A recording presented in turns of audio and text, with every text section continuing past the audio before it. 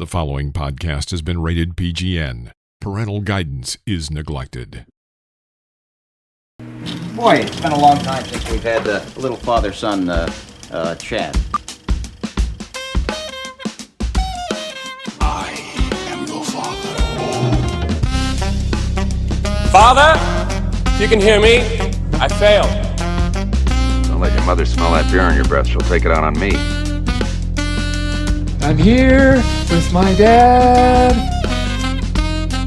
I know what you're gonna say, son. And you're right. You're right. Who is your daddy and what does he do? I've abandoned my boy! Everyone, welcome back to Parental Guidance Neglected. It's been a while since I've said those words. It has been... But here we are. It's been two or 3 weeks, I think we've been down. Yeah, I think something like that. I don't know. I've lost track in time. I'm going to give you a clue how long it's been, Jackson, since we've been down. Okay. Yeah. At least 15 movies have come out that I would give an F. So that gives you an idea of how long the PGN Parental Guidance is Neglected podcast has been down. Welcome back, buddy. Let's see. Thank you. Yeah. For several reasons we were gone. I would say first and foremost, and let's be honest, is my son has other dedications in his life that are more important than this. I feel like there's a better way of saying that. That sounded so. Like... He's got a lady friend. He's got film obligations. He has school obligations. He's been working some side hustles. I have been sitting here waiting for 5-6 months to do the podcast. Yeah, he does not. Every day I get a text. Hey, man. Is today the day? I saw a movie. You want to talk about it? And he's like, oh, Dad. It's like Cats in the Cradle, man. Awkward. Cats in the Cradle and the Silver Spoon. And then one day... Isn't Cats in the Cradle about the dad? Yeah. And one day, you're going to be too busy for your own kid. Yeah, I feel like you misinterpreted that song a little bit. Maybe I did. Maybe it was me. I guess it was me that didn't have time for you. I was going to say, I think that is Cat's Cradle, but I don't know. Who's to say? We've been busy. We've both been busy. It hasn't just been me. Yeah. Thank you very much. You know what? Yeah. Did we do a podcast from your house? Your new... is this your first... No, this is not the first time. No. No, There's no way. Yeah, we were before that. Another reason... Yeah, because I watched Ghost Dad on this TV, I remember, because that's how bad it was, that I still remember exact. That's one of those movies where someone goes, do you remember where you were when this happened? Yeah. Ghost Dad. Like, we've spent these last couple months. Also, just to let you know, we kind of just decided not to see not see them. We still support them and have seen a ton of films, as we'll get to. But not really discuss new motion picture releases during the Writers Guild and the Screen Actors Guild strike. That has been resolved. Thank God, because now everyone is out pitching their horrible films that'll be out for 1 week. Yeah. It's been kind of a slow burn, though. It's not like they're just rushing out, but I am seeing the celebrities are starting to get on shows and push the films. And a lot of movies are being pushed as far as the dates go. So films that were supposed to come out at the holidays are not. Films that were set for next summer are now going to be next winter or the following summer. We're gonna feel the effects of it for a while. But we did see films. We just felt like if we're not going to talk new motion pictures, how many Ghost Dads are we going to watch? And not that we aren't cinephiles. Is it cinephiles? Cinefans? What's the word? Yeah. Cinephiles. Yeah, cinephiles. Yeah, and we do like the old ones, but Jackson has to watch a lot of old ones. I don't have to. I don't have to watch any old movies right now, actually. I just choose to on my own volition. Oh, you don't don't have any movie watching classes. Oh, that's anymore, right. At least. Yeah, this semester for you has been pretty much a lot of GE, your general ed, getting it out of the way before you hit your onslaught, right? Yeah, it's been a lot. I mean, yeah, pretty much. Yeah. After this, it's pretty much just film stuff. You guys are going to be hearing a lot of talk about Asian cinema. I'm taking an Asian cinemas class next semester. So that's going to really bring the numbers in. Just when you thought Jackson's pretentious art house film it can corner always get more pretentious. Couldn't get more, look out, things to come. You're also taking a class, and we'll talk about this since we didn't talk about, we're not going to get into it real deep, but you are taking a class that's looking at, I guess, the phenomenon that was Barbenheimer over the summer. Is that correct? Over the winter break, yeah. Now, well, it's not looking at the phenomenon. What is it doing exactly? This class you're taking? We're literally just going to plot map each of the movies and dissect why they were so successful in their own right. It has nothing to do with the craze that was the movies. It's just like what about these scripts made them such like enticing stories. Right. I somehow feel like, and you correct me if I'm wrong, obviously Barbie was a bigger moneymaker than Oppenheimer. And I feel like Oppenheimer would not have done as well as it did, not talking about the merit of the film, if somehow the term Barbenheimer, I'm not saying it rode its coattails. I'm saying I think they made a few extra dollars because of the quote-unquote phenomenon of Barbenheimer. Would you agree with that? Like if Oppenheimer came out opposite, the Meg 2, I don't know. Yeah. I don't know if that would necessarily. Yeah, I agree completely. Do it.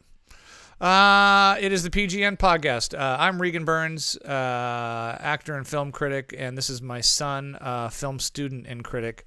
Everyone's a critic, though. I pitched a show once to several networks called Everyone's a Critic. That was the show that I pitched.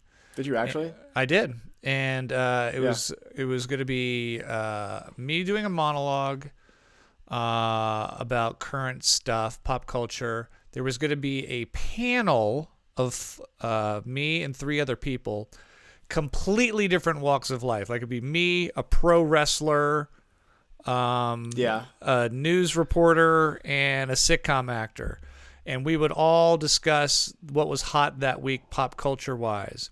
And then we would also do like a film segment where it would be like everyone knows what,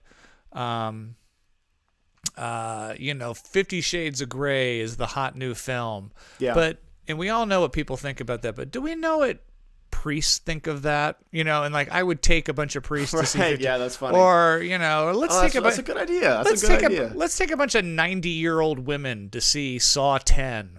And right. And film their reactions, and then we go out and talk with them afterwards. But alas, nobody bit. And now I've just sent that into the podcast sphere, and someone else will steal it and run with it. Yeah, someone's gonna make a web series or something. I don't know. Maybe I'll bring it back one day. We're starting to get heavy into the award season. Jackson and I have seen a few films that may be or may not be contenders. Screeners are starting to come in. So it's going to be pretty fast and furious for us over the next couple months to try to catch up on a lot of movies that are vying for the... You know what? I'm always curious to see the films that you can tell are Oscar bait and they just flop horribly. Like where you go... Yeah. Like there was a movie out a couple weeks ago, like it came and went. It was called like The Marsh King or something. It was with Marsh King. Yeah, look that up. It was with Daisy. I'm on it. What's the girl Daisy? She played the Marsh King's daughter. Yeah, the Marsh King's daughter, and it's the chick from Star Wars. Riley. Oh yeah, Daisy Riley. Yeah, which is interesting because a trailer just came out that she's also in, so she's getting work, which is good. I think that she's great. Yeah. But this does not look like it got a lot of love. I didn't hear about this. Yeah, you just see movies like that and you go, oh, what a nice try. Amazon has a new movie out with Jamie Foxx and, actually, I think Tommy Lee Jones. Jamie Foxx? Yeah, Jamie Foxx called The Burial. Well, that's not good because but it's some stuff's coming out about him. Yeah. I think right now, so that probably tanked. But it's just Oscar bait, and I don't think anyone's even watching it on Amazon for free. And it's just always there's just this big flux, and you're like, what is going to be the one that sticks? What's going to be the one that's not? I'll be very curious to see. So let's go over a little bit of what we've missed. Barbie Oppenheimer, Jackson. How much did you love Oppenheimer, and how much did you hate Barbie? I loved Oppenheimer. Currently standing, probably my movie of the year. Oh. I saw it a few times. I saw it once with a bunch of friends when we did the double feature, the Barbenheimer double feature, and then me and my girlfriend went to go see it in IMAX on 70mm, so an actual like IMAX film. Such a treat to see it like that. By the way, if you didn't get a chance to, I'm sorry, because it was just gorgeous. Visually enticing. It's somehow so long, but it feels like an hour and a half movie to me personally. I think the pacing's fantastic.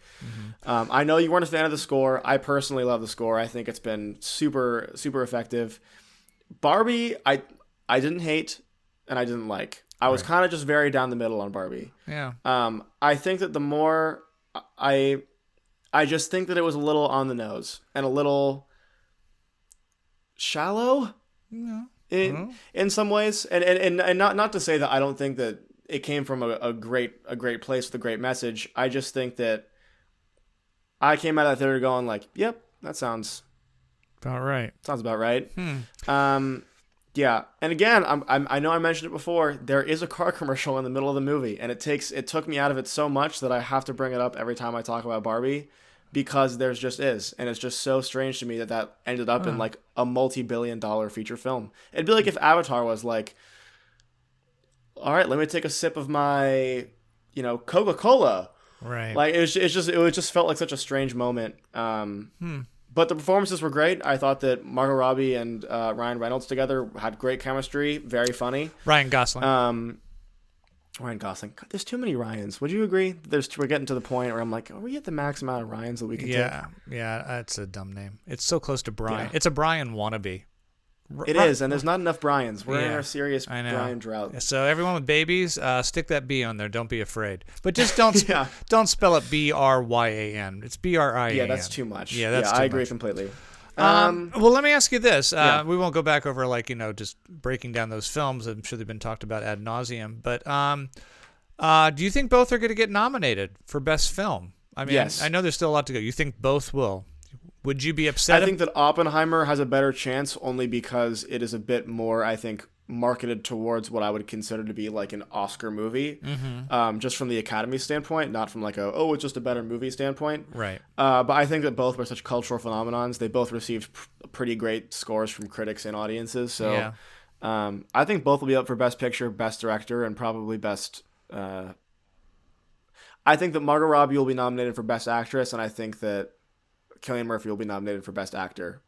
Supporting is a little more rough. I don't know how that's going to go. But we'll see. I enjoyed both of them. I gave Oppenheimer an A-, and I gave Barbie a solid A. And I know that kills my son that I like Barbie just a little bit more. It doesn't, because I get it. It's one of those movies where it's like it wasn't necessarily my cup of tea, but I absolutely understand the draw. All right, I'm going to just kind of run down. I put these on the line as well, and we're not going to really get into them unless Jackson has some thoughts on them.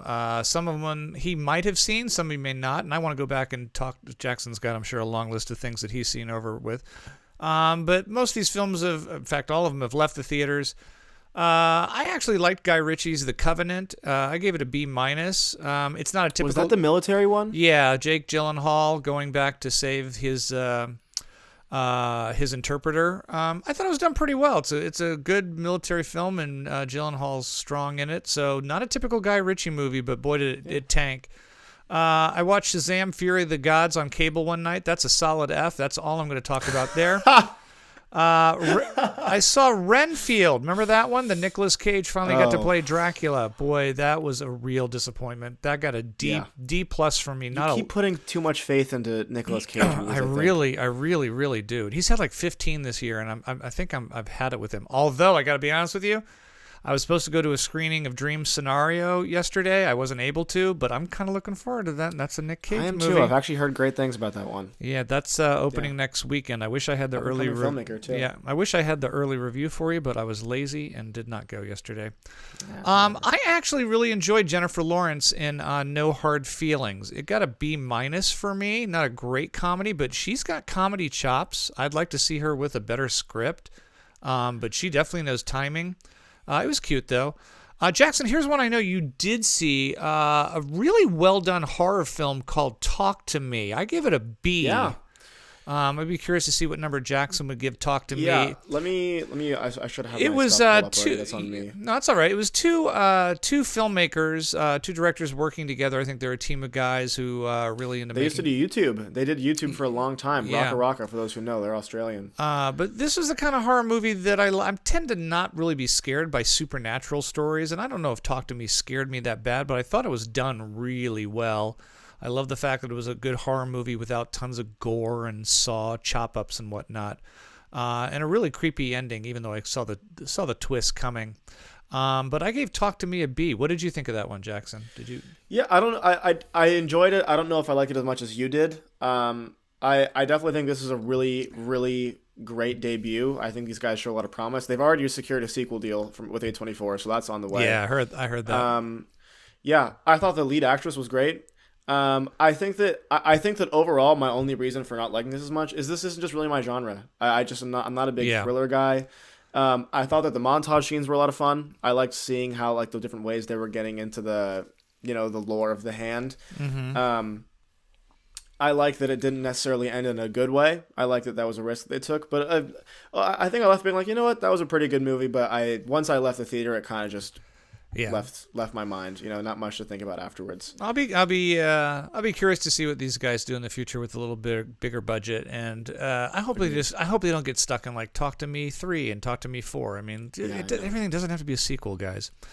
I went and saw. I was shooting a commercial in Austin, and I had the night off one night, so I went and saw the Meg 2 with Jason Statham, and I never ever want to see another shark movie again. That one got an F. What a piece of you really didn't see a lot of Fs. Jeez. I told you. I also took in Dracula on a boat, which was called The Last Voyage of the Dementor. It's fine. Demeter, sorry. It was fine. Cast is all strong. A C-. Imagine getting picked off one at a time on a boat by a vampire. I saw the Netflix movie Heart of Stone, which was kind of a spy thriller with Gail Gadot. She's, I know you're not a big Gail Gadot fan. There's nothing I've seen her, and I go, wait till you see her. But she's fine in this. Unfortunately, it's just a paint by numbers. James Bond is a woman film. That got a C-. Here's one I know Jackson wants to see, and I have a screener I need to give to him. Bottoms I saw, which was a surprisingly smart film about teenage angst and high school and the perils of everything from bullying to lesbianism to just finding out who you are. I gave it a B. A B. Yeah. I know that because I still haven't seen Bottoms. You did give me the screener, but I did. Maybe I talked about this in the last episode. I did watch Rachel Sennett, who's in it, and then the director. I watched their first film, which was super interesting. Really, really good. I'm totally Shiva Baby. Yeah, I highly recommend. If you guys haven't seen that, really great debut. Super like anxiety inducing, like uncut gems for bisexual Jews. If that entices you at all.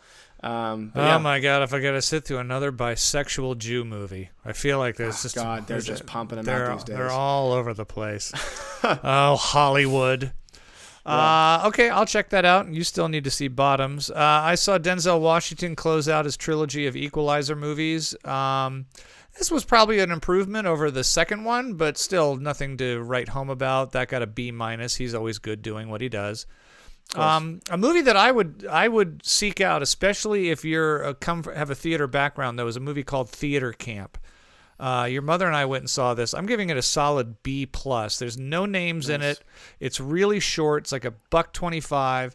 But I was laughing my ass off, and maybe it's just because it was a lot of inside like actor stuff, Right. Yeah. The exercises and stuff you would do teaching a class. And then, of course, all the bitter people who thought they were going to be, the next Ryan Gosling, and here they are teaching at a theater camp in the Poconos. Yeah, of course. That's funny.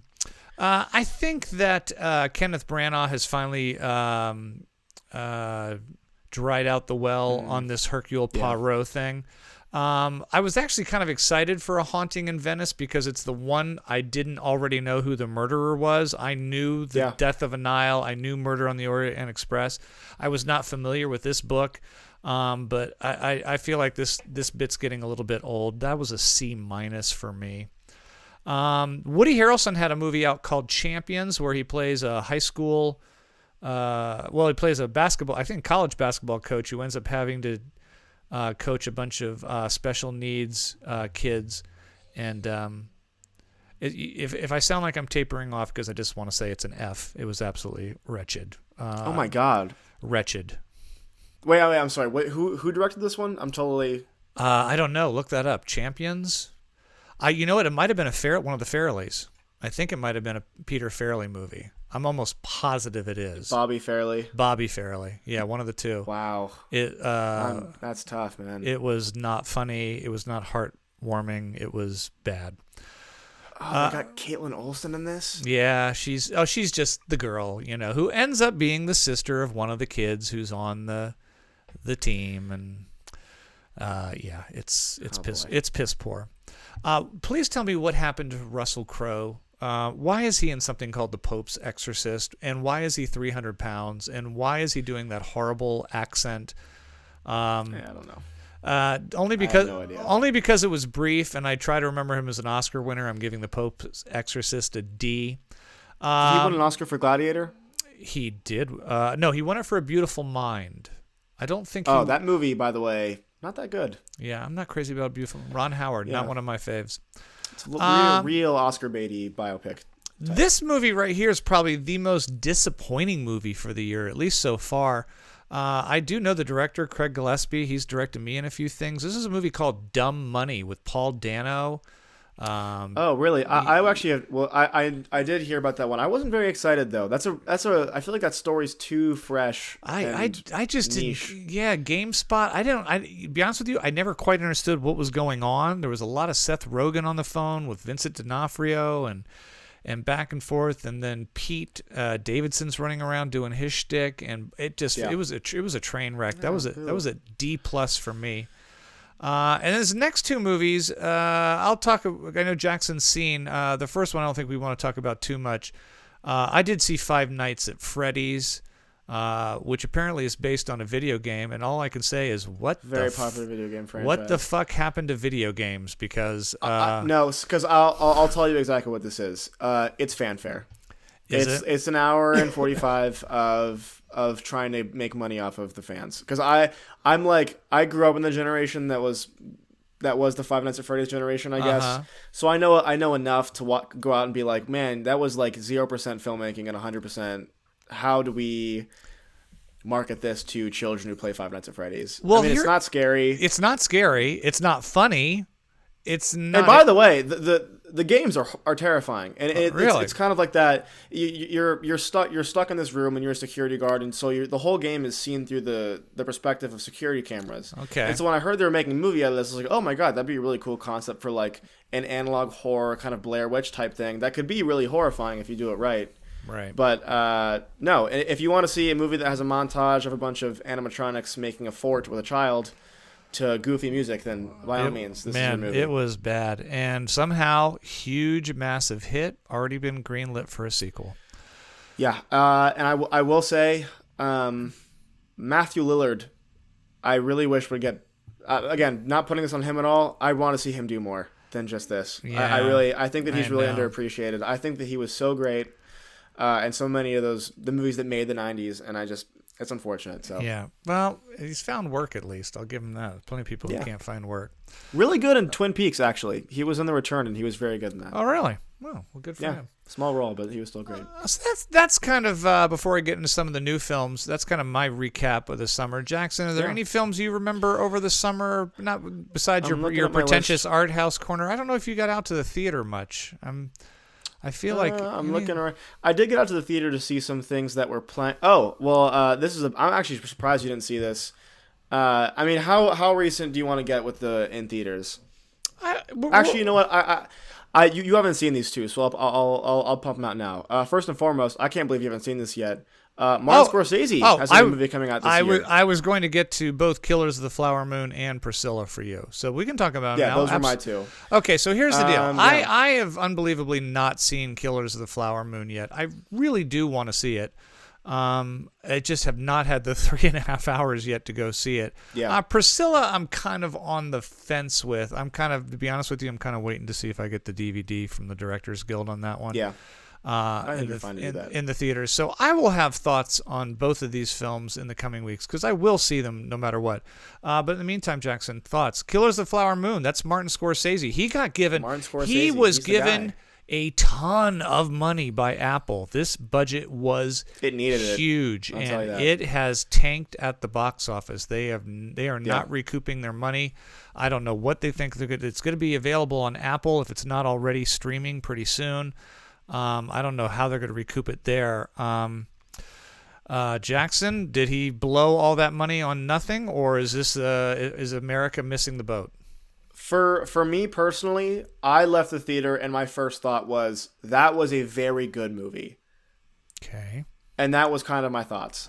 Doesn't sound like an emotional train ride for you. No. Because let me first of all, devastating story. It's a true story about how this native tribe was taken advantage of pretty horribly by a group of white colonists, and it is an extraordinarily tough watch. Lily Gladstone should win an Oscar. Unbelievably great performance.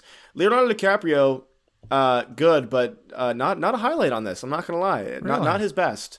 I think that Lily Gladstone and De Niro actually stole the show. Especially, I think that they were both in rare form. I think it's been a while since De Niro's been given a role to sink his teeth into like this one, and he goes for it, and he commits, and you can tell.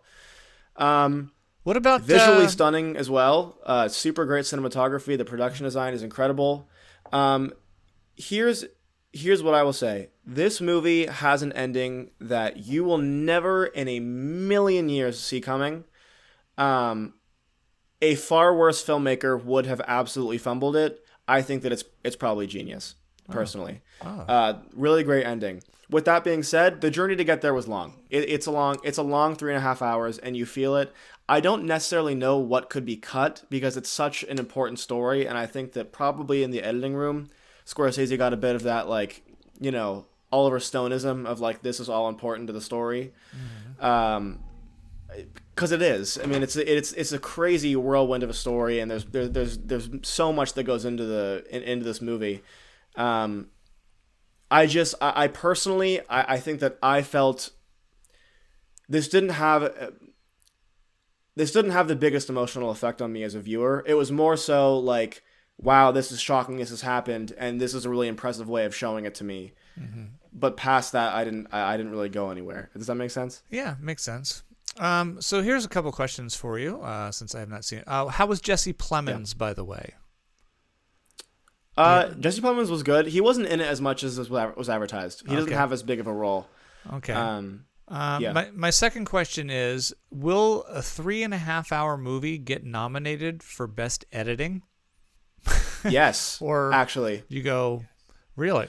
Because there's so much more. Thelma Shoemaker, first of all, probably the greatest editor of all time, has edited pretty much every Scorsese movie you can think of. Right. Because at the end of the day, what the scenes that are put into the movie isn't always just the editing. Right. That's more of a directorial choice. It's the way that it cuts together, I think, is more that goes. I don't know what goes into the award, but that's when I think of best editing. And she did a great job with what was had. So, I distinctly remember going to a theater in Santa Monica many years ago, before you were born, and seeing Kenneth Branagh's film version of Hamlet, and he did the entire play in its entirety, not cut, and it clocks in at about 3.5 hours, and they did an intermission. Like, there literally was an intermission. You got to a certain point in the film, and then the screen went intermission, and everyone got to get up and stretch and go to the restroom for like 10 minutes before we came in and watched the second half of it. Yeah. Do you think films like that are this long need that, or were you just glued the whole I actually time? do. I'm actually a rare person. Again, because I know that some theaters got in trouble because they had an intermission on Killers and they weren't supposed to. Oh, really? Apple had to kind of crack down on that because there was a few smaller theaters that were like, we're doing intermissions for Killers, and they were like, you can't do that. That's not the way it's supposed to meant. That wasn't the way it was made to be shown. Because you can't just stop the movie if it doesn't have an intermission in it. But what Kenneth Branagh did with Hamlet is he worked in the intermission. Like the director picked like a swelling moment and a pull out and a fade to black, and then intermission came up. So it was literally designed to have one. A lot of older movies have that too. I actually do. I am pro that, depending on the movie. I actually think this could have used it. I'm not gonna lie. I don't know where it would have been, and I think it's harder because this is like such an emotionally like hard movie that it's hard to find a space to just stop it. Right. Two questions. But I mean, there's so much to cover when it comes to a story like this that it's hard to just cut scenes, because again, it all kind of has to pile on top of each other to make the viewer feel like they're going through this journey with Lily. Gotcha. Two more questions. What were they again? Oh my God, I'm blanking. Nice. Oh yes. Was the movie violent? Scorsese loves violence. I mean, were there moments of like you think about Goodfellas and stuff, like people getting their heads bashed in with bats? No. No. It's a lot of showing. It's a lot of showing the after. There's not a lot of actually on camera action, which I think is more taste. It's a little bit in a way like Oppenheimer, where the violence is more implied. It's a little more head on than that, because you do see it's like, oh, this happened last night, and then a cut to like what was left. Right. And there I'll say it's darker because it's real, and it's a bit more gruesome. But not in like a gory way, just in like you leave it and you're disgusted with people. Gotcha. And finally, and then we'll move on. Are there any moments of levity, or is this just 3.5 hours of really depressing story? Is there any joyous moments? Is there any jokes? I don't know what you mean. I don't know what you mean by that. Like, there's like, I don't know if moments of levity. No. It's just, but it can't be though, because it can't be, because you can't be like, oh my God, we're like trying to genocide these people, and then be like, well, here comes Uncle Tucker, and he's got his crazy hat on. It's not that kind of movie. Right. All right, worth watching. So, Killers of the Flower Moon. What do you give it, Mr. Burns? 7 out of 10. 7 out of 10. Okay. Yeah. So I'm going to be very curious if that cracks your top 10 of the year. We have a long way to go, though. Well, it's going to be close. I'll tell you right now, it'll be close. It'll be on the edge. The other movie that Jackson has seen that is still playing in theaters right now, it's been out for a couple weeks, and I have not made it out to yet, is the movie about Elvis with no Elvis in it. It's all about Priscilla. I'm actually going to immediately say that you're wrong. This is a pretty Elvis-centered movie. Oh, really? I thought it was supposed to be her side of the story. Like, it's all about Priscilla, and no. Okay. This is a Sofia Coppola movie who Jackson has mixed feelings on, I know, as a director. He's not a big fan of Lost in Translation. I think he saw The Virgin Suicides. Or I haven't, no. It's been on my list for a while, though. It's one of, the verdict is still out with him for Sofia Coppola. Mr. Burns, what did you think of Priscilla, the story about Elvis and his bride? Yeah, so really interesting creative choices being made here, because it's, and I don't feel like this is a spoiler, but it starts, the first scene is without any introduction. It's Priscilla meeting Elvis Presley. Oh, okay. And the last film of the movie is her leaving Elvis Presley. So it's pretty much the whole story is within the confines of their relationship. With that being said, knowing the story now after watching it, it would have been hard to do it any other way, because she really was pretty much locked away as a person for the entirety of their relationship. Here are the pros. I think that the performances are great. I think that I don't know. Let me pull up her name real quick so I'm not being disrespectful. Kaylee Spaney, I think is how you say it. She was great as Priscilla. I think that Jacob Elordi does a really good job as Elvis, surprisingly enough, especially coming off the heels of Baz Luhrmann's Elvis.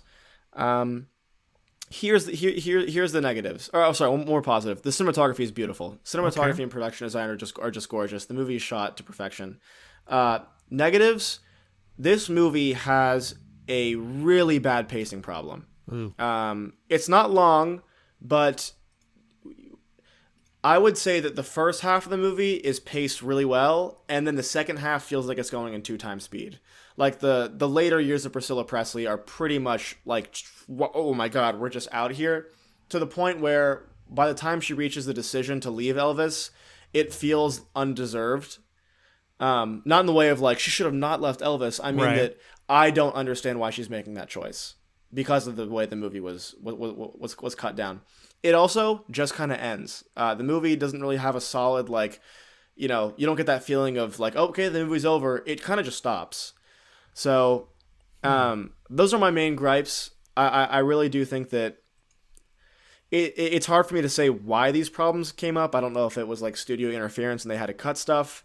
But it would have been nice to see more of the turmoil that she had to go through in order to make that huge step to leave Elvis, because it's a pretty big deal for her to leave, the biggest superstar almost ever on the face of the planet. Well, I do like that it sounds like it's just about their relationship, because I thought, oh, do I have to sit through like 20 minutes of like Priscilla is a little girl and becoming a teenager? Which is a great choice. Yeah, because it's like, I don't know how interested I'm in the backstory of, and no offense to Priscilla Presley, but we really want to know about your life with Elvis. I'm sure the question that everyone's thinking, Jackson, compare it to Austin Butler and Elvis in a movie that I know you did not like, but was a massive hit last year. This one's kind of tanked. This is not. I don't know if the audience is Elvised out or just a little arty for that crowd, or wasn't pop, kitschy enough. But this one didn't do as well. But I have a feeling you like it better. Same. What do you think? I like it better. Don't get me wrong. I like it better. It's done more tastefully. I think I feel like it's definitely more truthful than Baz's version was. It also kind of left with a bad taste in my mouth just because Elvis I don't think was a good person. Like after watching this, I mean he's pretty much a pedophile. He kind of just creeps on this 14-year-old child when he's in his 20s, grooms her to be his wife, and then never lets her leave the house. I think Sophia made a really great choice to, whenever he's like away on tour, you all only stay with Priscilla. So like while he's on tour and she's on the phone with him, you're only in her perspective. So you really feel claustrophobic, like you're there in Graceland with her.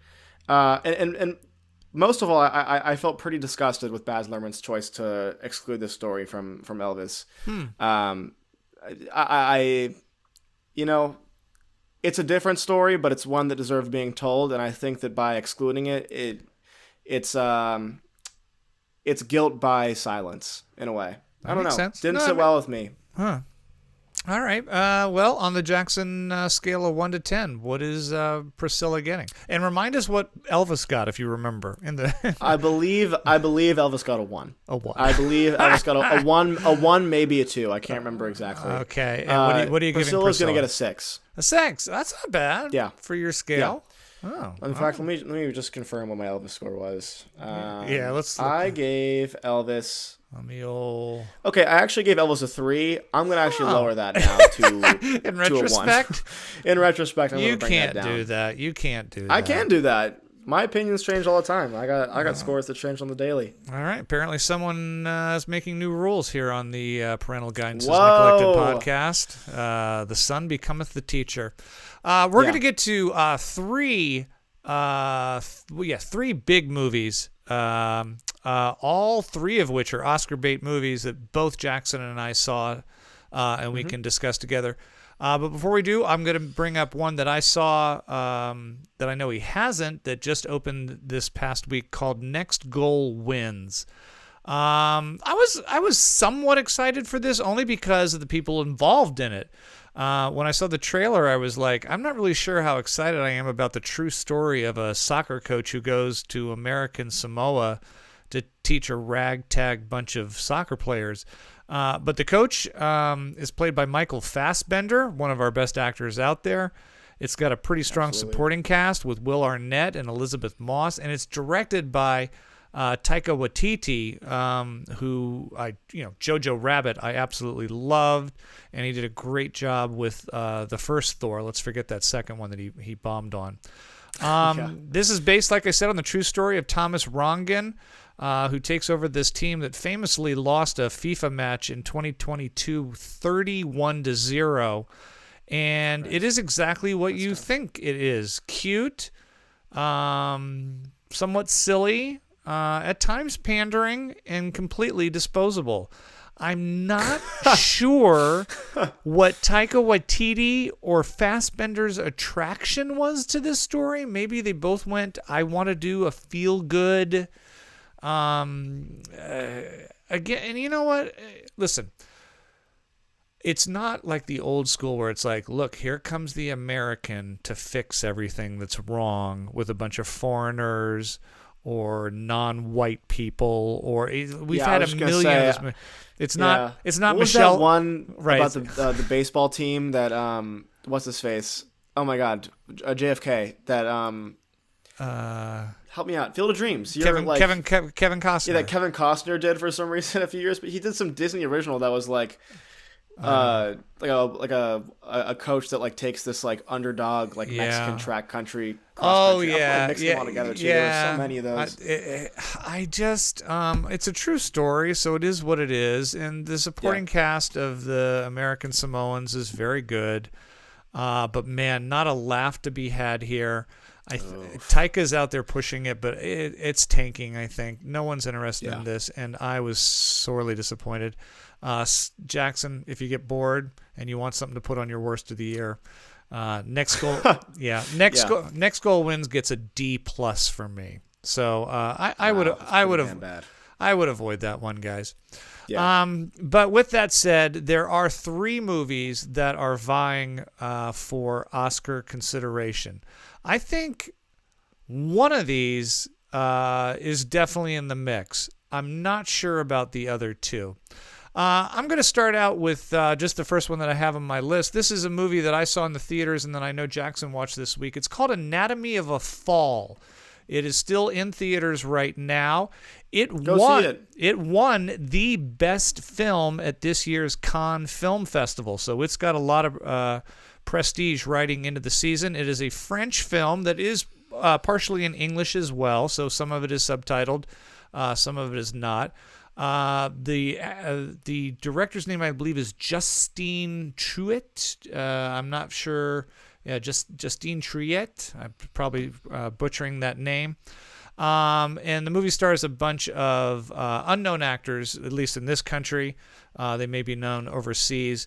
The story delves around a married couple and their child, who one day, while the child is out on a walk, comes back to find that her father has fallen from the rooftop while his mother was supposedly taking a nap. And the police investigation that soon unfolds, but many things are revealed about their past relationship. Was it as good as they thought it was? Was it worse? Was it as bad as we think it could be? What sounds like it would be kind of a whodunit mystery thriller is really more of a family drama that turns into a courtroom procedure that I have to be honest with you, I thought maybe went a little bit long. Not to say I didn't like it. Yeah. But before I get into my specifics, Jackson, your thoughts on Anatomy of a Fall? Yeah. I'm getting this out right at the top because no one cares about this, and this is just me nerding out. This movie has really bad film grain emulation, which means that it was shot digitally, but in post they made it look like it was shot on film, and I noticed it pretty much immediately, and it took me out of it just a little bit. Has nothing to do with what is actually in the film. I just wish that they had stuck with digital. Do you think that was the director's choice, or the studios went, we're not going to release this if it looks this grainy, we're going to upgrade it as best we can? No, it's all the way around. It was shot on digital, so really crisp, and then they added in film grain and like other effects to make it look like it was shot on 35. But it wasn't. It was shot on digital. Pretty obviously to me, at least. I don't know. Yeah. You probably didn't notice, and that's fine. Most people probably didn't. But it bothered me a little bit just because I've seen it be done better. I was going to give it an A+, and now it gets an F. That didn't really affect my opinions. I just wanted to say that because it was really distracting to me for like the first 5 minutes. Yeah. I think this was a really great movie. I had a lot of a really interesting time watching this. I think that the concept of kind of looking into like I don't even know what I'm trying to say. The dynamics of a relationship? Looking into the dynamics of like a marriage through the lens of a courtroom investigation is a super interesting concept. Mm-hmm. I agree with you somewhat. I think it dragged on maybe a little long, but to be honest, I'm such a sucker for a courtroom drama that I was pretty much there the whole time. Right. I really enjoyed watching this. I thought the performances were great. The child performance in this is pretty unbelievable. The dog also has a pretty damn good performance. Yeah. I saw a lot of comments on that. The dog in this is really you're really with the dog a lot. Did they poison that dog for real? Or? No, I know. Seriously, there's a moment where you're like, "Oh my god, what's going on? How did they do this?" We're not saying the dog's dead. We're not saying it's alive. No spoilers there. And of course, Sandra Hüller, I think, is unbelievable in this. She won't get nominated, but I think she should be. The main actress, who plays the suspect / wife. Yeah. So overall, I don't know if I have any like glaring problems with this. I think it was just a great movie. I enjoyed watching this quite a bit. I liked it as well. Maybe not quite as much as you. Here's the thing. This would be an A movie. I do think it suffered from editing. I do feel like the courtroom stuff went a little long at the end. Yeah, fair enough. But it leads up to that finale of a scene between the husband and wife that was recorded secretly. The performances are fantastic. That all saves it. I do like some of the stuff that they do with the camera, some of the angling from above the house, below the house, so I enjoyed the film, but I can't go to that final A because of the length. Yeah, and I'd be lying if I say that at one point I was like getting a little squirmy with it. But now that it's out of theaters, or it's still playing, but it's going to be on demand pretty soon. I do recommend it. I'm giving Anatomy of a Fall a solid B. Yeah, I'm going to give this an 8. So we're pretty much we're pretty close on that. We're right there. Look at that. Just we're talking about courtroom dramas, I think this is worth mentioning. I was really bored a few weeks back, and I decided to just throw on 12 Angry Men. I was just in a 12 Angry Men mood. It's a great film. It's so good. It's a great film. God, it's just so good. You just can't stop. You just don't want it to end. It's I could watch these guys argue for forever. Do you know what's even better than the 12 Angry Men movie? The play? The play. I saw it. I'd love to go see that. I saw it in England. It was with Gabriel Byrne from Usual Suspects. It was very, very good. Yeah. Who did Gabriel Byrne play? The Henry Fonda, the main. Oh yeah. The one dissenter, the guy who's right. Yeah, for sure. All right, so there's Anatomy of a Fall. Oscar predictions. Do you think it's good at any? It'll win Best Foreign Film. Yeah. You know what I heard? I don't think that, and I think the poster is behind you. I don't think Past Lives has been entered as the official film from Korea for the Academy Award. I think I'm wondering how that works. Yeah, how does that work? Because each country, didn't they change it to Best Foreign Language Film? And this is pretty much in English. I don't know. I don't know how that works. Maybe it's a different film. I know there's some shocking one where the country decided, and maybe it was Anatomy of. I don't think it was Anatomy of a Fall. Oh, that wouldn't make sense though. There's some movie where the country's like, you guys are not submitting that for best foreign language film, and it turns out, I can't think of the name of it. I don't know if maybe it's Anatomy of a Fall. Maybe we should really do more research. We really should. Yeah, what are we doing? We need a Jamie. What are we doing here? We need a Jamie. We do. All right, maybe it'll come to me. Another one of the films that got a very limited release in theaters, was just shown in a few theaters because it is a Netflix movie, but remember it's got to show in theaters for at least 1 week for it to be considered for an Academy Award, is David Fincher's new movie, The Killer, starring, once again, Michael Fassbender that we talked about with Next Goal Wins. It also stars Tilda Swinton. Here's a movie that Jackson and I actually watched together on Thanksgiving, I think. Curled up with that. This is our Thanksgiving Day choice. Yeah, so a lot of people may have seen this already. I have a feeling a lot of people are going to have buyer's remorse on this. And what I mean is, I don't think it's the film that people think it is. I think it's marketed, and I think the trailer for it and the teasers for it and even the title are going to have a lot of people going, what is this bullshit? Because if they're expecting John Wick, that is not this film. David Fincher is easily one of our most, I would say, visually unique directors out there. I don't know if he's always the best storyteller as a director, but he always makes films that are extremely interesting to watch, whether it be his version of the Girl with the Dragon Tattoo or Seven or even Aliens 3. He's cut his teeth.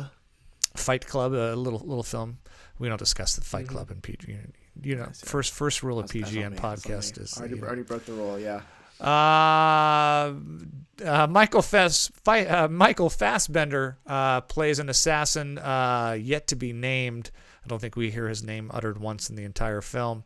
Who early on, I'm not spoiling anything here, really botches one of his assassinations, and thus is a marked man and seeks a path of revenge to the people who are now trying to kill him. It's a bit of a slow yarn at first. It has a very, very long voiceover. Some people like voiceover in films. I am hit and miss. I think it works here, but may have been done a little overboard and then kind of disappears after about a half hour of the film. So it's that was weird for me too. It's a vehicle they use and then suddenly it's no more. I liked The Killer, but I was not blown away. More thoughts in a second. Jackson, The Killer. What'd you think of Netflix's? I'm pretty much aligned with you on that. I'm going to say conceptually, including kind of the different tone that it takes from the trailers and the posters and all that, I think is really interesting. I like this conceptually a lot. I think it's probably the most introspective David Fincher as far as like, there's a lot being said about him as a person and as a filmmaker in this movie. It really is a movie about him if you look at it through that lens. With that being said, I was, and this is going to sound like it's antithetical to what I just said, I was a little bit bored. And I know that this is kind of the anti-action movie, and that's okay. I think that there was a lot more room for comedy. I kind of wish that this took a bit, and I'll talk about this movie later as part of my Arthouse corner. I wish it got a little more after hours-y. I wish it was a bit more of like that spiral of like one thing going wrong and then it's another thing going wrong. It felt more like little instances of things not going according to plan to show that this guy maybe isn't the best at his job. And that's interesting, but it didn't feel like it was dogpiling. Like it wasn't heightened. It was just kind of like things just didn't go. He's just a little smarmy, and that's kind of the whole bit. I think I could have been more done with that. You know what's weird is for a movie that really is not action-packed, really is not very tense. With that said, within the very fabric of this movie is a 10-minute fight sequence that was phenomenal. That was awesome. It was awesome. It was so it's like shot so well. The choreography. There is one action sequence that's in the film, and there's only one, is unbelievable. It's just an old school, beautifully lit, beautifully fought, incredibly graphic fight sequence between Fassbender and this massive Samoan guy, which is weird because it almost feels like it belongs in a completely different movie. I agree completely. We spent the whole movie watching this guy who's pretty much, does yoga and eats Egg McMuffins and is just worried about shooting off his, sniper rifle. Next thing you know, we're full on like cage fighting. I wanted to like it more. It didn't outstay its welcome. The Killer for me gets, because it looks so good, and shot beautifully, and because The scene between, I love the scene between Fassbender and Tilda Swinton. Agreed. Both dynamic actors, great dialogue there. And then that incredible action scene, that gives it just enough for me to take it to a C+. Otherwise, it would have been a C minus for me. Yep. I'm going to 6 on this one. Yeah. Yeah. We're too agreeable today. Something's going to go wrong. Something's going to go wrong. Something's going to go wrong. Something's going to go wrong. That's the PGN podcast right there. The Killer, Jackson, before we leave it, Oscars? Anything? Maybe cinematography, and maybe score. Well, the score. All I remember from the score, even though I know the score was done by Reznor, who's a huge score guy now, I just remember the Smiths music from it. It was just Morrissey the whole way. Oh yeah, I guess you're right. Actually, it did have more. It was a lot of Morrissey. So yeah, which is funny, but it's not enjoyable. Yeah, for me at least. And the joke wore thin too. It was like every time. Yeah, I agree. It was that going on. Yeah, I think that I don't think so. I think that this is just gonna not. Yeah. I don't think it's gonna do it. Yeah, we'll see though.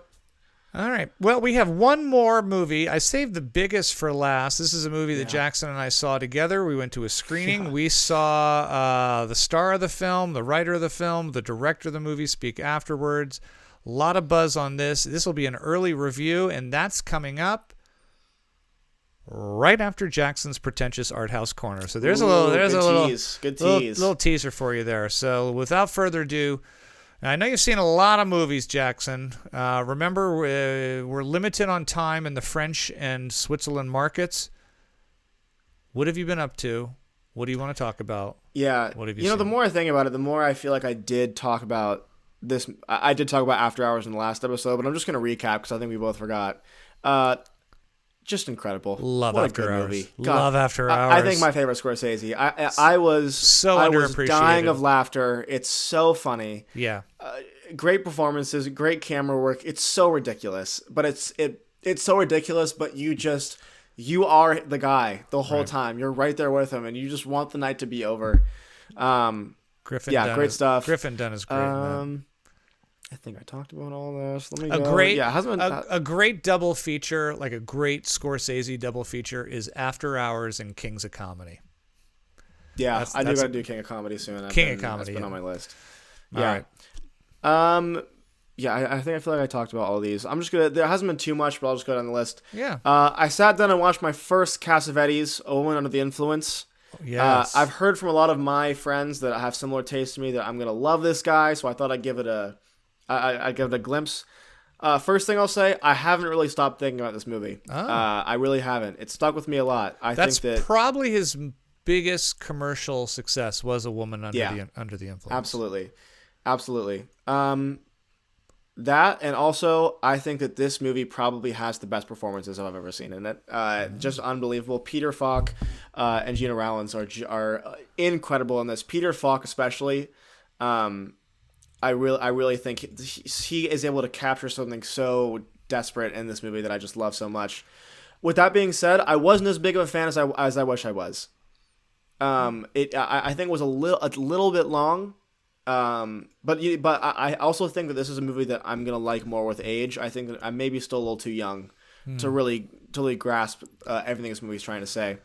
So with that being said, A Woman Under the Influence, 7 out of 10. I recommend. If you're looking for something horrifically depressing, put that movie on. Yeah, I'm not a big Cassavetes fan. I have to be honest with you. So I think I saw A Woman Under the Influence, and I think I saw it when I was pretty young. And I do think I think you have to have a little life underneath you, and maybe even a drinking problem, or to completely appreciate that. A psychotic wife. Mm-hmm. Completely shifting gears here. It was Halloween, so I had to go and sit down and watch for the first time Hocus Pocus. Cabin in the Woods. Oh, Cabin in the Woods. God. Oh, Cabin in the Woods. I am interested to what you think of A Cabin in the Woods. And let me preface this by saying, when I saw A Cabin in the Woods, I had no idea that it was anything more than kids in the woods in a haunted cabin or something. Yeah. So the movie's old enough now. That whole underground and the science and that for me came out of nowhere. I was like, what the fuck is going on? That's so funny. Yeah. I love that. I think conceptually this is really strong. Mm-hmm. You know, and I don't really have any gripes with this movie. I just think that it was a little, I think conceptually strong. I think that in practice, wasn't my favorite. You know, I didn't dislike this, but I don't think I was crazy about it either. I think that it could have done a little bit more with the concept. I will say, I really do like Richard Jenkins a lot, and I wish he got more work. He's great. He was really good in 6 Feet Under. He's fantastic. And you want more work from Richard Jenkins? He's in everything.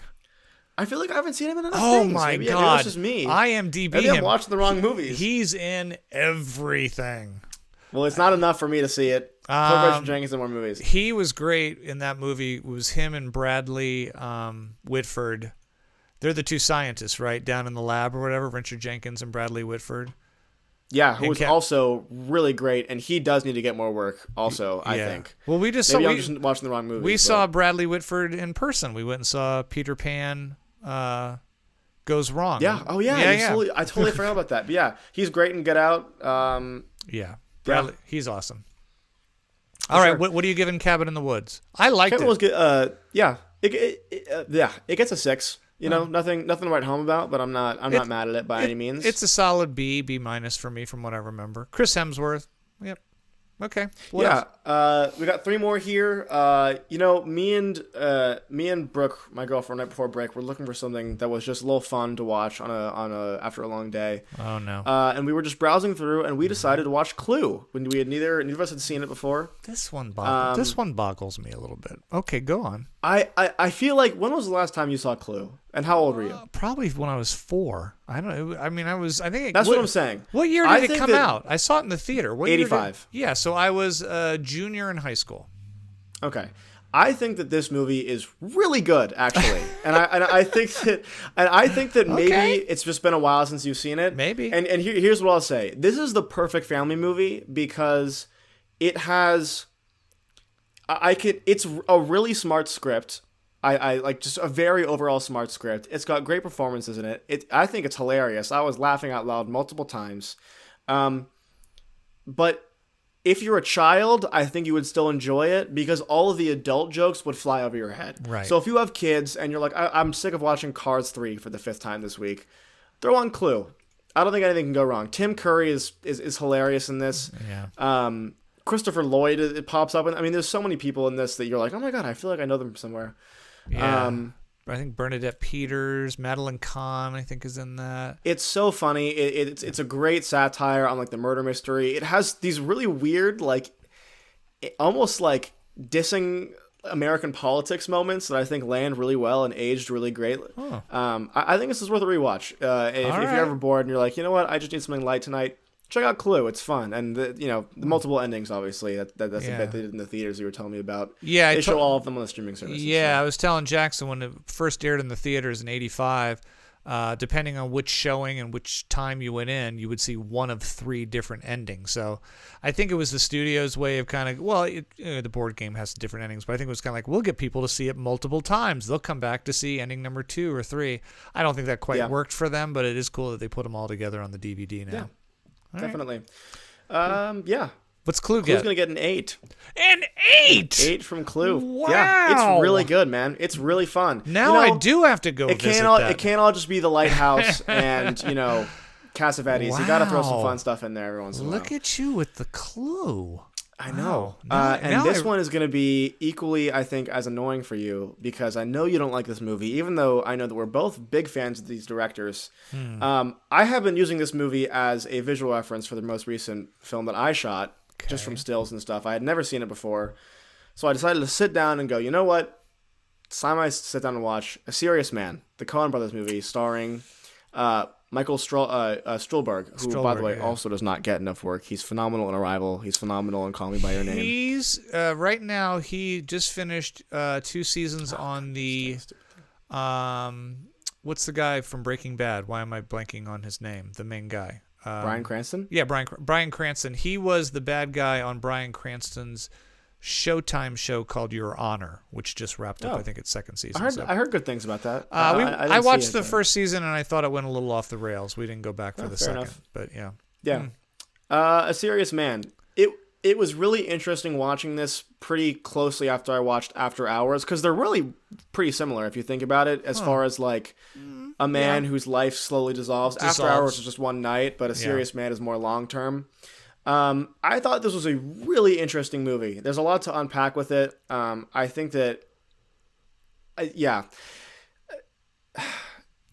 I think that of all the Coen Brothers movies that I've seen, this is probably the least marketable. It's very... it tanked. It's very... Yeah, I can see that. It's very niche, I'd say, as far as like who this is marketed to. I didn't love it, but I definitely enjoyed it a lot. I think that this has a... Yeah, I did enjoy it a lot. And by the way, Michael Strauberg is incredible in this and hilarious. I found him to be a very, very funny main character. I have not. I only saw it the first time, but I remember almost loathing this movie. I mean, it's up there with me with like Hail Caesar and Burn After Reading and The Lady Killers is one of the Coen brothers' biggest misses. Like I don't know. Maybe it was over my head at the time, or I can't disagree enough, man. Yeah, I didn't love this, but I really do think that this is. Maybe it's not that bad of a film, and I just am holding it up to too high of a standard in the Coen. Yeah, that's fair enough. I don't know, but in the Pantheon, I did not care for that. What are you giving A Serious Man? Serious Man's gonna get a 7 from me. A 7. Wow, you're kind of 6. Everything's 6, 7, 8 with you. We're still looking for that 10. It is 10 or the 2. I'm looking for the 2 or the 10. Yeah, I don't know if we'll get there tonight, but I got one more. Is that it? Go on. This is one that one of my good friends from school, Jackson Beebe, has been recommending to me for forever. This is a movie incredibly low budget. Came out in 2013. You can tell by watching it that it's pretty home video-y. The camera quality isn't the best and all that. But he said, you know what? I think this is the most genius concepts I've seen in a long time. You can watch it on Amazon Prime. I'm going to plug this one a bit just because it is a smaller filmmaker who's still kind of trying to work their way up. This movie is called Coherence. And kind of its main claim to fame, it's a feature film. And before the writing process was basically the director had kind of mapped out the whole way he wanted the plot to be. It's kind of science fiction-y, but it all takes place in one home,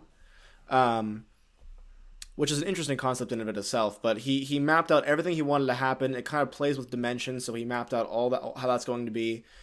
But the dialogue is all improvised. He would feed the actors stuff and kind of guide them along, but it was filmed over the course of a few days, entirely improvised by the actors.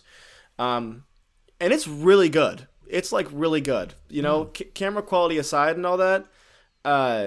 Again, conceptually, I think this was just brilliant. The actors are really good. The improv is unbelievable. I mean, it's a drama, which is hard enough to do when it's written. Nobody involved in this. Anyone we know involved in? No. No. It's all no one that I recognized, at least. No one that went on to do anything, or. You know, I did recognize one of the people because I think he does voice work a lot, and I saw him doing one of those voice actor breakdown things. Huh. I think he does a lot of voice actors, especially for video games and stuff. And what year was this movie out? 2013. And have they gone on to do anything else, these filmmakers, or is that what they want to know? No, this has kind of been it. This really hasn't blown up at all. I don't know how he found this, but him and some of his friends from high school stumbled upon it one day, and they've been obsessed ever since. Huh. It's actually why I recently put out a improvised film that I shot. It was the inspiration for that. So I thought, you know what, I might as well watch it now since it's out. And this really was a treat. Again, the camera quality is not the best, and the score is a little iffy, and that did take me out of it a bit. So it lowered my score a tad, just because it wasn't. Right. I think if someone gave this more money to be remade, it would be incredible. So Coherence is going to get an 8. Oh, that's up there. Oh, look at you. 6, 7, 8. 6, 7, 8. 7, 8, 9. It's the name of the game. There you have it. PGN podcast. Jackson Burns, Regan Burns, talking movies. Before we get into our last film of the day, let's talk. I'm so sorry. Ahead. I stand corrected.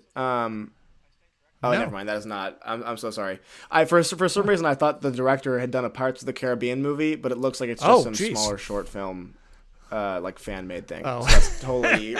That's completely. I was like, oh my god, how did I miss that he did Pirates of the Caribbean? Pirates of the Colombian. That was this. It was so close in title.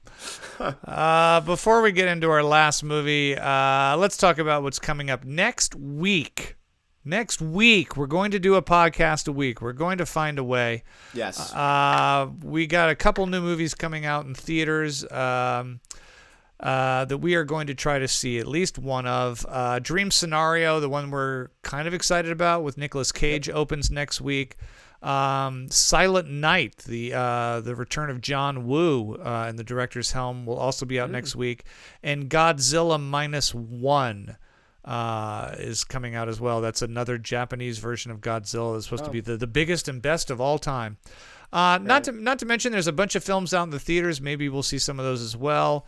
Napoleon is out there. The Marvels, The Holdovers, and Saltburn. These are all movies that Jackson and I, many of which have access to as screeners. We're going to see as many of those as we can. I'm also going to try to have an advanced early review on Ferrari next week as well. That's the Adam Driver Oscar bait one. So some of those titles, one of those titles, as many of those titles as we can, will be next week. Also, we've had a few months off, so we're going to take a little bit of a break from audience suggestions for best and worst films. I think Ghost Dad really laid us out pretty hard. Like you guys really were messed up for that. That's what a miserable watch. I literally am sitting in this chair at my TV, which is right here off screen, just going like, oh my god, this can't get worse. This could not get any worse.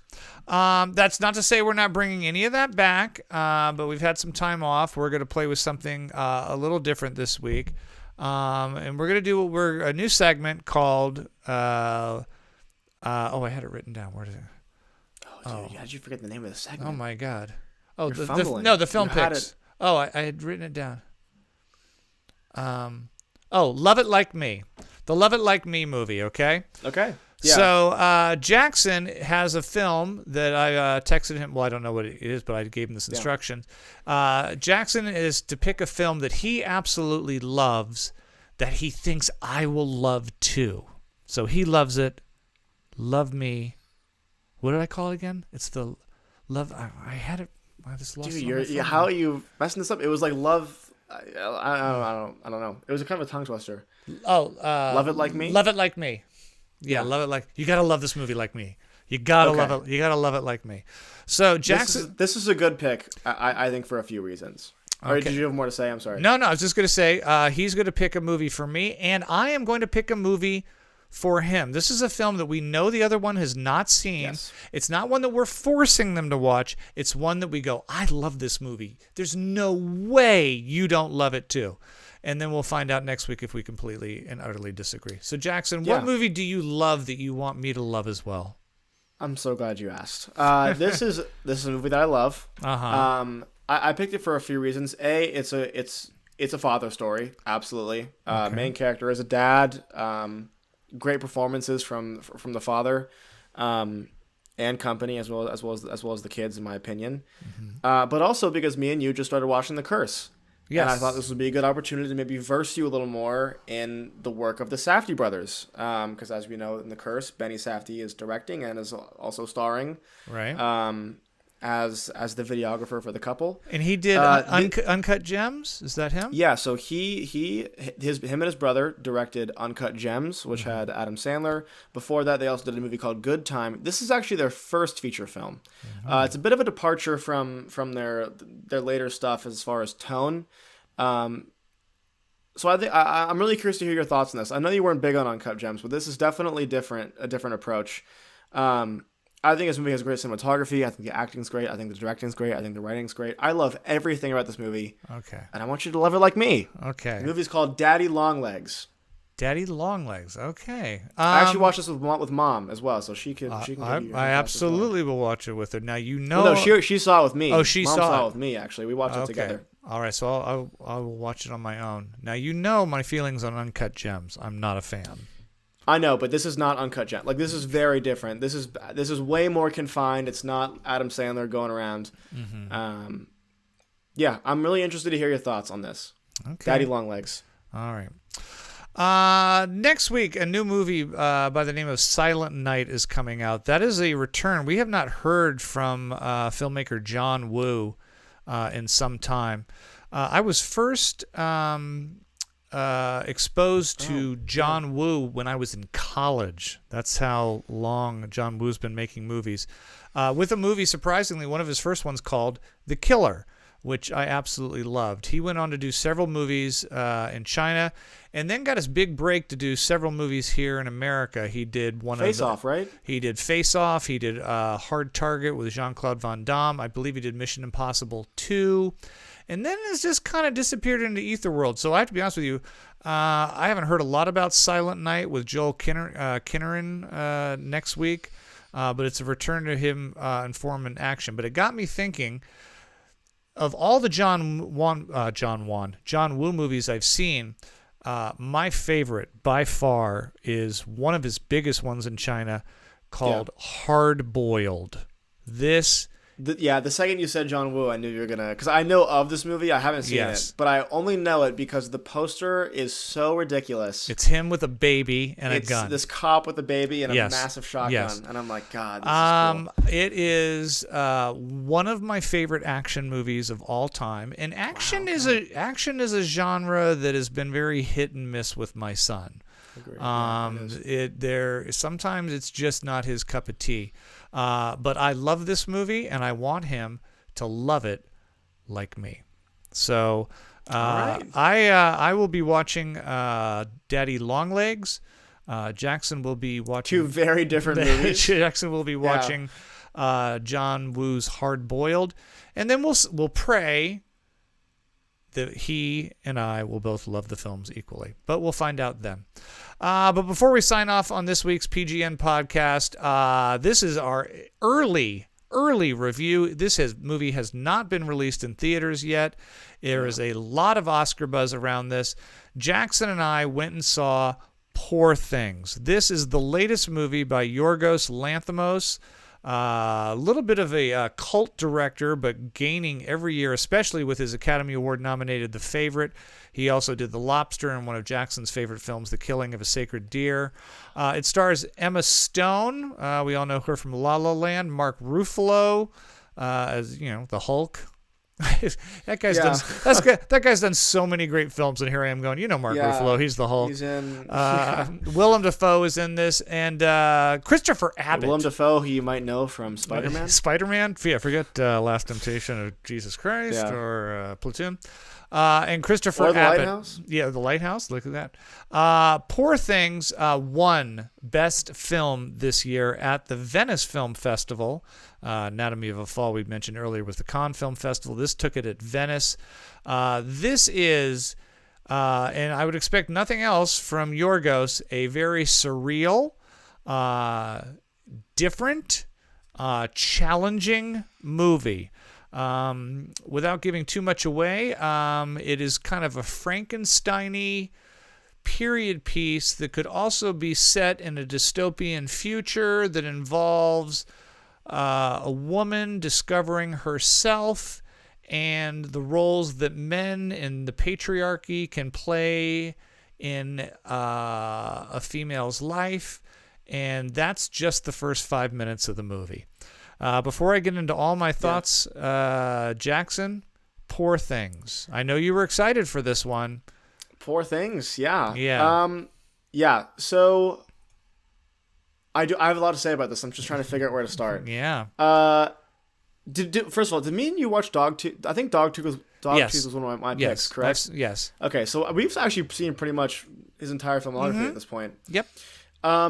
First and foremost, huge ups to Yorgos, because while this is definitely in his style, this is a huge departure from what I'd say he's done in the past. Mm-hmm. Not only is it on a much larger scale, but he's known for that kind of like super muted, like, very just saying the lines with no emotion. I feel like this is definitely a little more emotional, and definitely the cinematography and the look is heightened to a level that he has never seen before. So he's got money now to burn. He's got a budget. They're giving him little. But he could have very easily stuck to his older style, and he didn't. And I respect him for that a lot. I watched The Favorite as well a few weeks back. I think we talked about that actually, and it wasn't my favorite of his. I did like it a lot. I've loved all of his movies, but it was definitely harder for me to get into than his work with Colin Farrell. I think for me, him and Colin Farrell were a match made in heaven.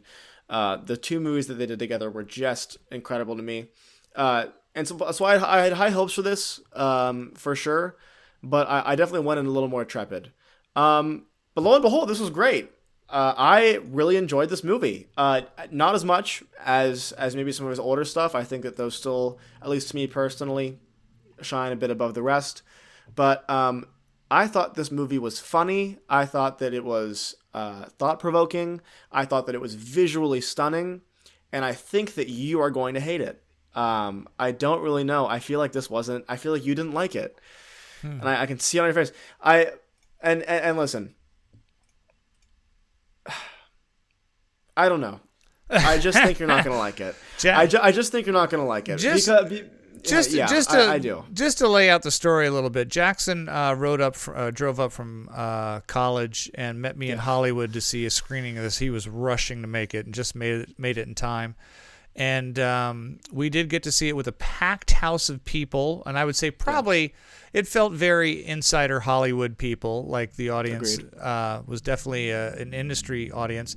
And then it was very cool to see Yorgos and Emma Stone and the writer, I think McKinnon, I want to say is his name, afterwards. Although I will tell you what, for me it was one of the most lackluster Q&As. Tony McNamara. Yeah, McNamara. It was it was not a great Q&A. Yorgos, agreed. I don't think he enjoys those. Emma just seems to be burnt out. It's probably your 500th of the day.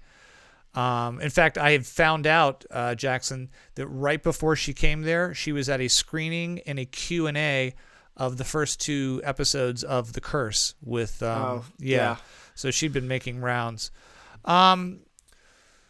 Okay. I really, really enjoyed Poor Things. Really? Okay. I did. But that's not to say I didn't have a few problems. But let's start. I did too, so that's okay. I was prepared for you to come on here and be like, "This thing sucked." No. Let's start with the positive. Visually, absolutely amazing. The color schemes. I'm still not quite sure why the first chapter of the film was in black and white.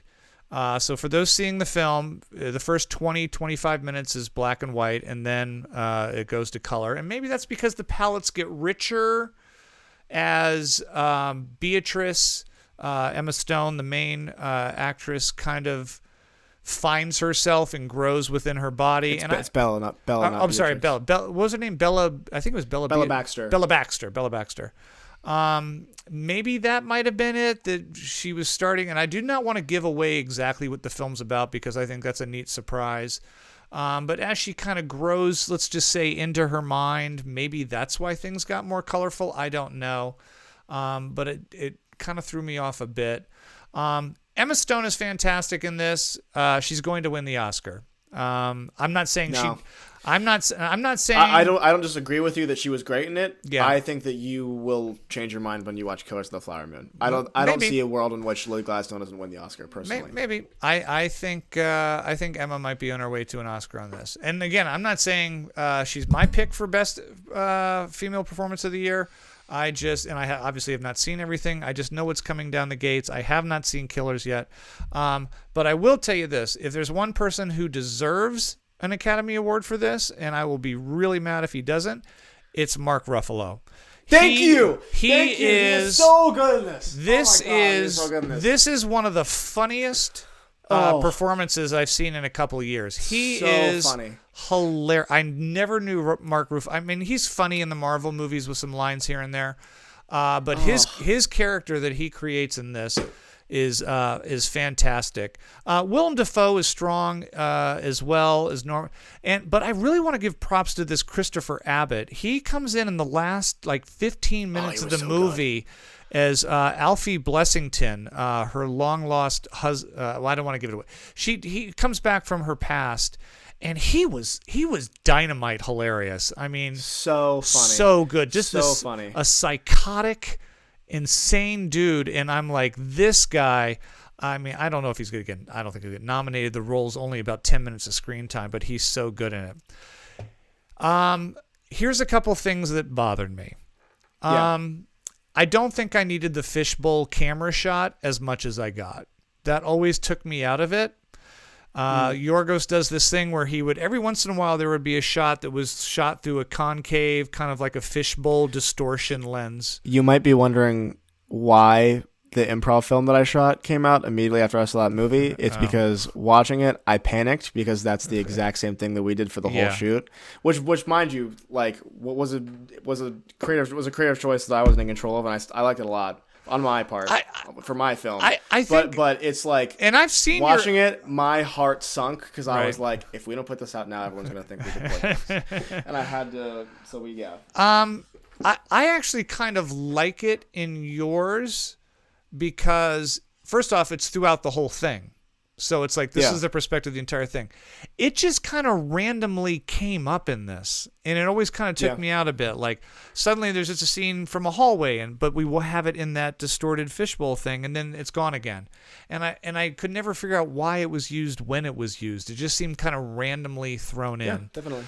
I hated Jared Carmichael in this. I'm not saying the guy. I love Gerard Carmichael. He was not the right choice. He was so miscast. He was so bland. His line reads felt so stale and just. He would have been really good in an older Yorgos movie where everyone's character has that kind of blandness to them. But this felt like everyone was so full of life, and then he was just so. And he was playing a more cynical character, but it was almost like. Just reading the words. Unfortunate. He was really this was not a good fit for him. And I would say I don't want to sound like a prude here. I don't know if all the sex scenes had to be quite as graphic or go on quite as long as they did. And there's a lot of them. And again, I agree. I got no problem with it. I mean, and God bless her, Emma Stone is butt naked in this film and has sex with a lot of different guys. Yeah. I just felt some of them was just like, okay, I get it. Her and Mark Ruffalo are doing it this way and that way and that way and this way. And I don't know if it was adding as much to it. Those are my little pet peeves. But man, what a performance by the two leads. I love Christopher Abbott at the end. I think Yorgos is brilliant with setting up not just intimate shots, but those massive landscapes. And there's some CGI going on and green screen, obviously. It's also a lot of practical. I mean, there's a lot of miniatures and matte paintings, like old Hollywood techniques to make these scenes feel a little more personal. It's interesting. Yeah, it's weird.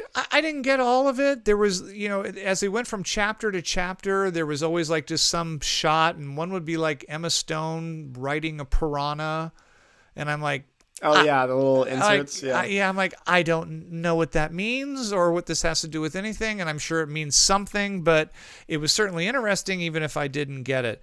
I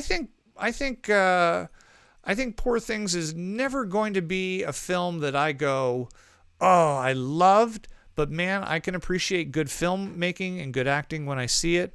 I'm giving Poor Things a very strong B+. Yeah, I'm pretty much in the same boat. I'm going to give this an 8. Also worth mentioning, I thought the score was really good too. I thought it was really great. And a really good ending. I got weirdly emotional at the ending. I don't know, maybe that was just me, but I was watching and I was like, oh man, that was a really good way of tying things together. It just, I don't know. Everything came together very well, and I liked that I was able to appreciate it more during the talk when they talked about the differences from the book and the movie, and the creative liberties they took with the character of Bella, I thought was really smart and interesting, and great things overall. How is this movie going to do at the box office, Jackson? This is not going to be everyone's cup of tea. What do you think? What do you think? We are in a time and a place right now where making money at the box office means fanfare. It means, like general, like word of mouth, like with Oppenheimer or Barbie, where it's like the reputations of the filmmakers or the subjects kind of precede the movie. That's it. Yeah. I don't know. It's been a really hard year, I think, for smaller films. I think Everything Ever All at Once was a great film, obviously one of my favorites, and it did so well last year. And I'm starting to lose hope that might have been just a fluke and a cultural phenomenon, because there hasn't really been any smaller films this year, as far as I can recollect, where it was like, oh my god, did you hear about so and so? Like, they were so big. Yeah. The two biggest movies of the year were Oppenheimer and Barbie, which were great in their own respects, but those are backed by like Warner Brothers and Universal. It's not like it's a smaller company, but I don't know. Go see this movie. I like, please go see it. Support the filmmakers. I think. I think if you go in and go, listen, this is going to be weird. I'm not going to understand all of it. Some of it might make me a little uncomfortable. You're going to go. This could never happen. Of course, it could never happen. Yeah. But I think if you go in there a little open-minded, you might actually laugh and even get moved a little bit by it. Yeah, I agree completely. Definitely our best film of the week. I'm so glad. I really thought we were gonna have a disagreement there, where you were just gonna dunk on it. All right, yeah. There you have it. I'm Jackson Burns. Tell everybody not only where they can follow you on the social media, but please plug your YouTube channel so they can go check out some of the incredible stuff that you're doing there as well.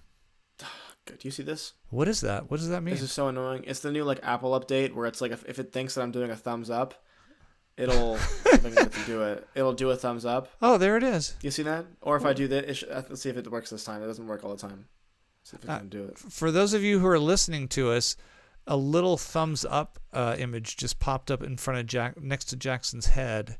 There's a way to get confetti. I don't remember how to do it, but confetti will come down. Or I can do a thumbs down. Well, I'm not on a phone. Are you on a phone? Oh, there's thumbs down. Yeah. I'm on the. I don't know if yours is fully updated to this, but out of nowhere I updated it, and it was like I was doing the other podcast, and I was just sitting here like this, and it was like what the hell's that? And I was like, what's going on?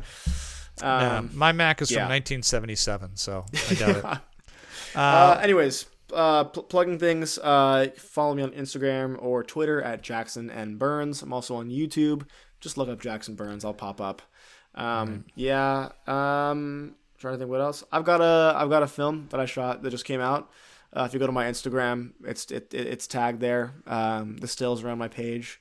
I should have some more coming along soonish. So he's been in the lab all day, working, been cooking, chipping away, working away like Willem Dafoe, making little parts into other parts. Exactly like Willem Dafoe. Yeah. I'm Regan Burns. You can follow me at regan.burns on Instagram, and please go to our PGN podcast Instagram page and make sure to follow us there. I'm going to update that as soon as I can.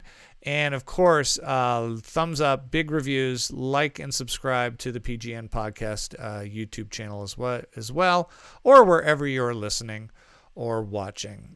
We will be back next week. We will find a way. We got a little bit of homework, and we'll try to make at least one outing to the theaters as well. And we will see you then. All right, buddy, we're out. Sounds good. Love you. Love you too, buddy.